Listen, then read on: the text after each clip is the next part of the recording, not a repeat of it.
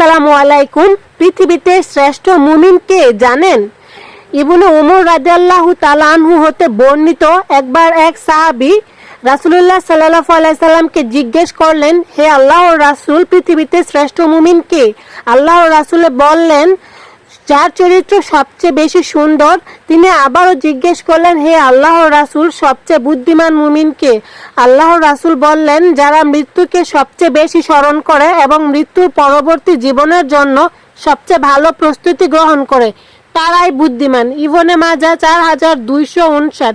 এই হাদিসটি আমাদের জীবনের জন্য একটি শিক্ষা।